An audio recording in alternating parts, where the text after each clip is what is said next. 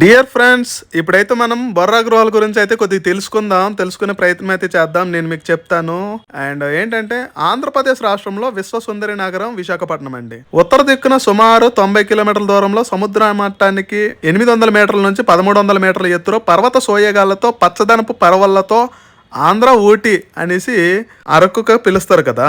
అరకుకి అతి సమీపాన ప్రకృతి రమణీయతతో మైమరపించే హిమగిరి అనంతగిరిలలో సుమారు 150 మిలియన్ సంవత్సరాల క్రితం సహజ సిద్ధమైన అనేక భౌగోళిక రసాయనిక చర్యల ఫలితంగా ఏర్పడిన భూ విజ్ఞాన అద్భుతమే ఈ బొర్రా గృహలు. వీటిని బ్రిటిష్ భూ విజ్ఞాన శాస్త్రజ్ఞుడు శ్రీ విలియం కింగ్ తొలిసారిగా 1807వ సంవత్సరంలో గుర్తించారు. బొర్రా అనగా ఒడియా భాషలో రంధ్రం అని అర్థం. ఈ గృహలోకి ప్రవేశ మార్గం ఒక రంధ్రంలా చూపరులకు గోచరించటం వలన బొర్రా అని నామం ఏర్పడి ఉండవచ్చని స్థానికుల కథనం. ఈ గృహల సొరంగ మార్గం ప్రవేశ మార్గం వద్ద